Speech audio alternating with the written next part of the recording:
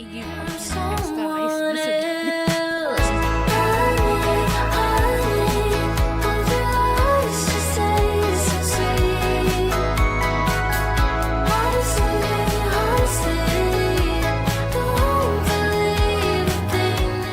Ako pati, kailan pa ako tinamad gumala.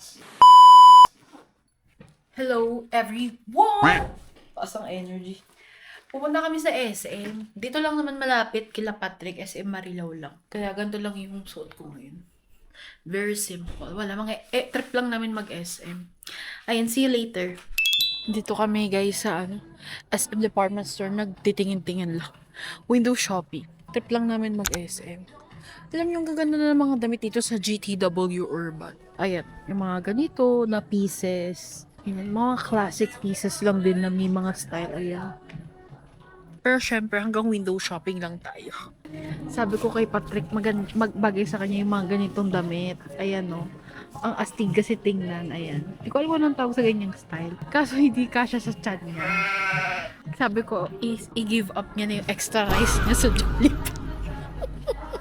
And also, medyo mahal. Ay, hindi pala. Mahal talaga. May brand kasi to outdoors. Pero ang ganda niya. Bagay siya kay Patrick.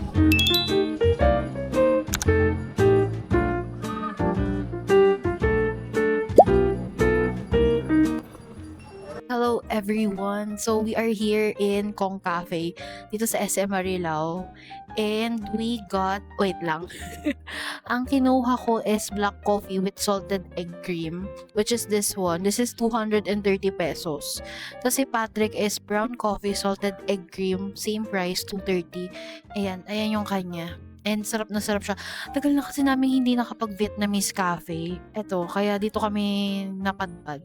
Tapos nag-order din kami ng banh mi. Ayan. Share na lang kami kasi malaki siya. 280 pesos to, pero sobrang laki talaga, as in. Literal na banh mi. Ganun.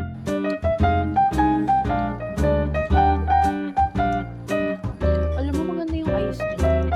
Ayun, first. Square box siya. Let's try. Actually, na-try ko na siya. Yung lasa niya, may smoky na siya sa lasa. Lumalaban yung egg cream on top, which it make more creamy. For the sweetness, it's very balanced. Hindi siya super tamis. Hindi rin naman siya yung parang nakulangan sa tamis. Pero to be honest, mas gusto ko yung dati kong order dito. Kasi na-try na namin dito before. And bihira lang din kami pumunta dito. This is our second time kasi medyo pricey nga yung coffee nila dito. Pero masarap. Yung kay Patrick naman, tikman natin. Yung kay Patrick naman, mas nalalasahan ko yung salty niya sa coffee niya. And it's much more lighter yung pagka-coffee niya compared dito sa akin. Although gets kasi yung kanya is brown coffee, tapos yung akin is black coffee. Mas gusto ko sa yung matapang. So, I'm a fan of strong coffee, pero not to the point naman na, na yung parang bare lang na coffee talaga, ganun. Kasi ito naman yung banh mi natin, mga sister, ayan. Sabi pa namin kanina ni Patrick, busog pa kami. Kasi kanina, trinit kami ni Mama B mag-Jollibee. Nung kami nag-lunch kanina. So, try na natin. This is pork, by the way. And meron siyang cucumber, meron din siyang cilantro. Let's try! Yung lasa niya, meaty yung pork. Hindi siya yung parang fatty. Kasi minatry kaming banh mi na fatty. Ito, meaty siya. At malaki yung chunk niya. But for some reason, medyo nakukulangan ako sa kanya ng savoriness. Parang siyang, it seems like na para siyang ginisa. I mean, not ginisa. Parang ni-roast siya sa pan para maluto. Wait, I'll show you.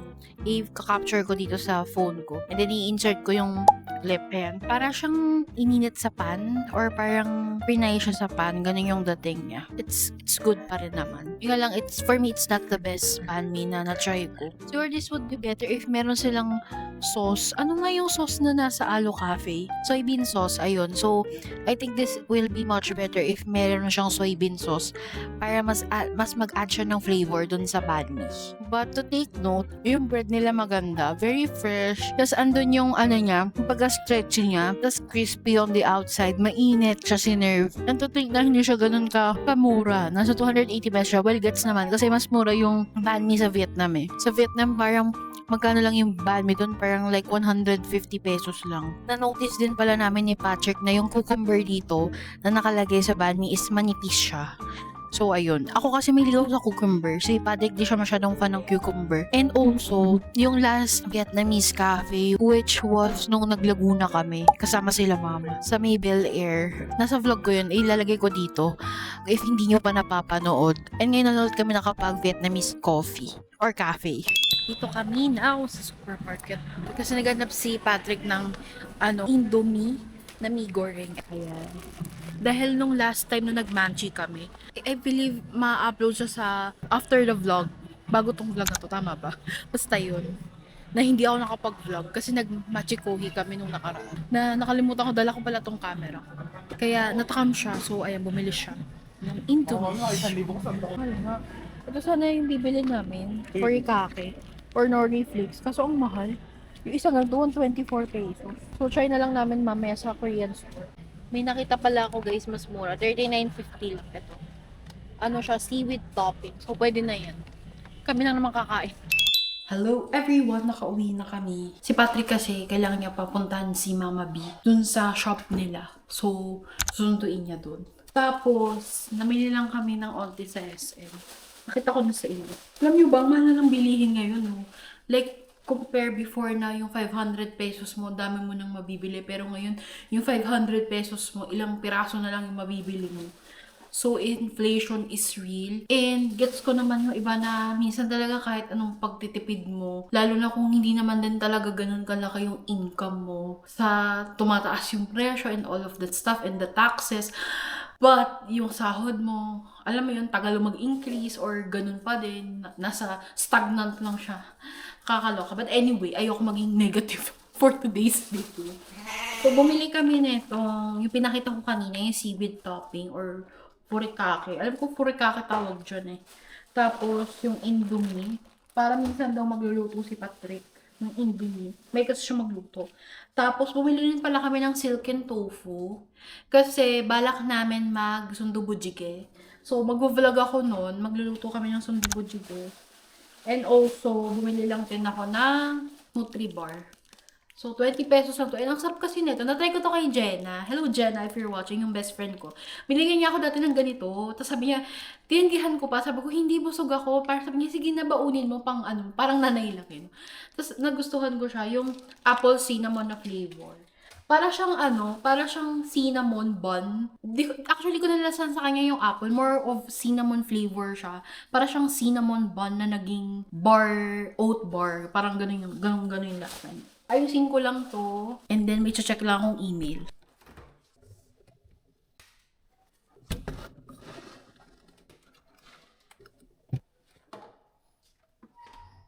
Hello everyone! It's been a while from the last clip kanina. Hindi naman a while. It's been an hour.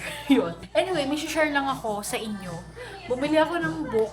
Sa Shopee kasi parang I wanted to be on a reading person kasi gusto kong bawasan yung screen time ko. But unfortunately, I tried my best naman na magbasa. Pero hindi ko alam kung hindi talaga para sa akin yung reading or what. Pero tinatry ko ulit. Pero before, nakatry na ako magbasa ng mga self-help books. Na-inspire ulit ako magbasa. And nahikayat or na-encourage din ako kay Hazel King magbasa. But anyway, ito.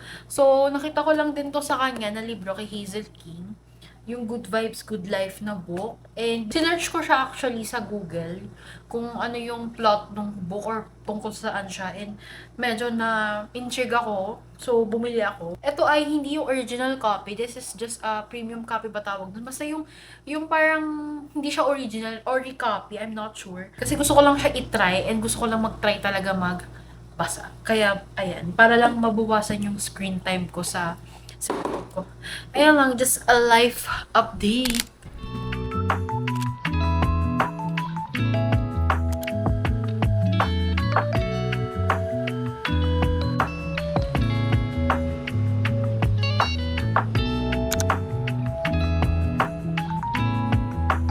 Hello everyone. Update, we are out again in another coffee shop. At this time, malapit lang kila Patrick. Dito siya sa Rockets, Marilao, Bulacan.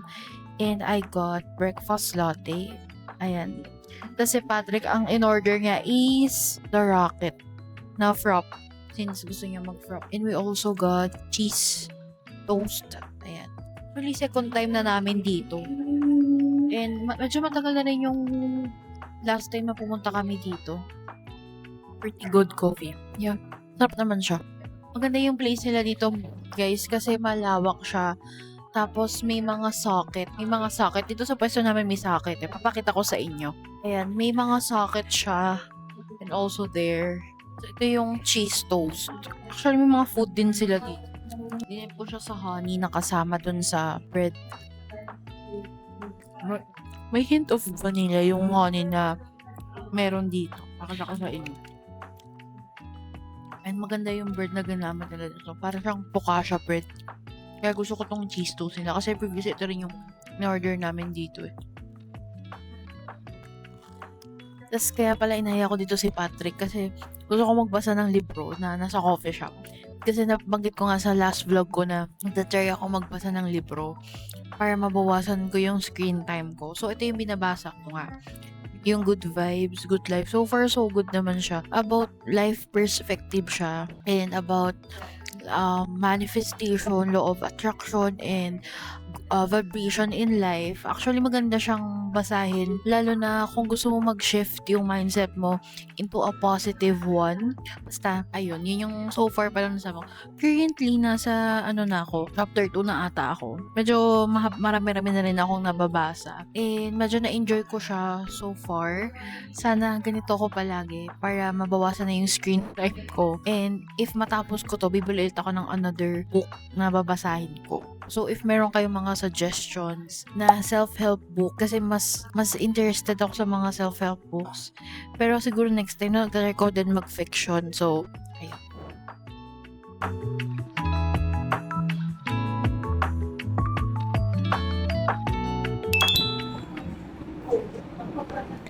We really love Filipino food. So, nandito kami ngayon sa Bacolod Inasal. Chicken Bacolod sa siya. Glorieta lang kasi may food court. Ayun. Yan. Alam niyo ba kanina? Hinaram ko yung Osmo Pangit ni Jenna. Focus yan. Ganyan. Okay. Parang pag ano siya. Ano sa'yo? Nahihilo na ako kanina sa Green GSM. So, binigay ko sa akin ni Jenna. Alam ko na-focus na yun. Nakakatuwa naman tong camera ko. Ayan. Inhaler siya ganyan. Tapos, may ganito din siya. Ayan. So, pwede mo siyang ganyan-ganyan. Which I love. Kasi nawala talaga yung hilo ko kanina. So, thank you so much to my best friend. Ayan.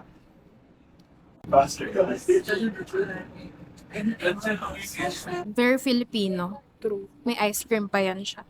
I must say, yung chicken nila as a person na galing Bacolod, siya, authentic siya. And garlicky.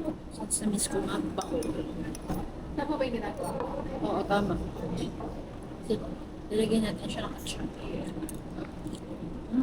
Bumili rin kami ng ensaladang mangga. Looks nice. Saka ito yung kutsara sa halo-halo.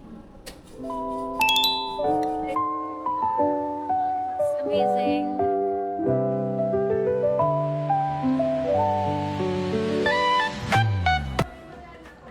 Hello everyone. We are here sa Deuces. Kasi mag-coffee lang muna kami ni Jenna. As a person na ako, mahilig sa coffee and matcha. And then mamaya, manonood kami ng sine na Moana. So, ayun. That's our day today. And maraming tao dito so nakakaya magsalita.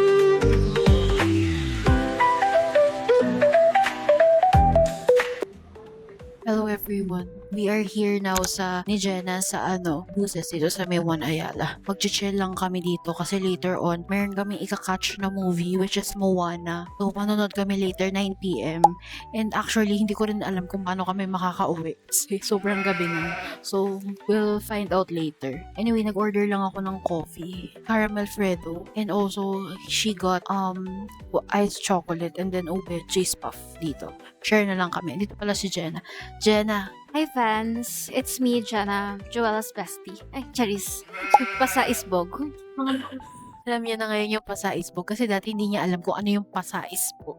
Ngayon, she knows. Medyo nakakaya pala mag-vlog dito kasi para siyang co-working space na cafe. So, ayun. Actually, second time ko na dito sa Doses, pero sobrang tagal na rin yung first time ko dito. Doon pa sila sa Perea, pero ngayon dito nag-move na sila sa One Ayala. Anyway, na-try ko na yung coffee nila and ang sarap. Kasi the first time na tinry ko dito is yung matcha, pero hindi ko na maalala yung lasa nun kasi parang that was 2 years ago. Tapos naalala ko nung nag-try ako mag-matcha dito, yun yung time na ka-work ko pa nun si Jenna. Sobrang tagal na. Yung coffee taste nila is really nice. Parang nasa fruity bean type of siya. Ayan. Yung bumabalanse yung milk and yung caramel syrup na nilagay nila dun sa coffee. So, I like this one. We are currently here sa Biblia. Ayan, si Jenna.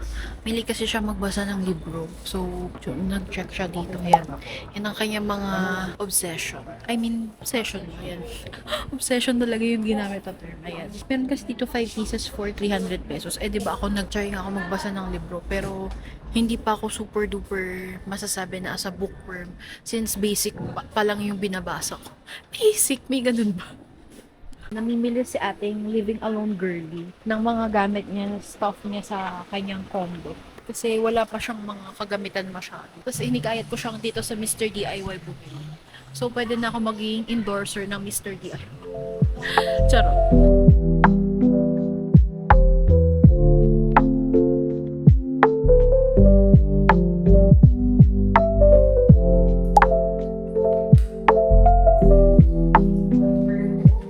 We are home finally.